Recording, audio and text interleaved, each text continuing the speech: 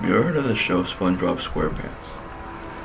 The one about the joyful yellow sponge who lives in a fictitious town called Bikini Bottom, which is under the sea? Well, I'm just gonna assume that you have and get on with it. Even if you have seen it, you probably don't know the real story. So here it is, the real story of SpongeBob. SpongeBob's mom and dad were actually brother and sister. So when SpongeBob was born, he had various diseases such as schizophrenia, bipolar disease, and mental retardation. The bipolar disease made him have very aggressive mood swings.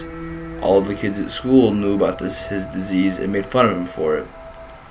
He never had any friends either, which led to him being depressed. One night while he was doing homework, he had a very angry outburst, which resulted in him killing his older sister. He was tired, but let off the count of his mental illness and issued to an asylum. While he was there, his schizophrenia started taking over his life. He met up a town called Bikini Bottom, and all the people in it. Here's a list of SpongeBob's made-up characters and what they represent in his real life.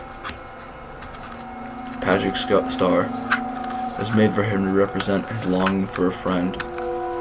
He was also made because he always wanted a friend who was dumber than him to make him feel good about his own retardation. Squidward Tentacles was made to represent the bullies that made fun of him. The love SpongeBob has for Squidward represents all the times he tried to be friends with the bullies, even though they scolded him for it. Mr. Krabs was made to represent all the times the bullies pretended to be his friends and taking advantage of his stupidity. Gary was made to represent his parents that he had to live with and put up with.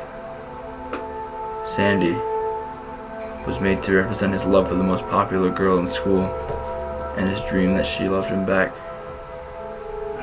Plankton was made to represent his big sister who was always nagging and making fun of him.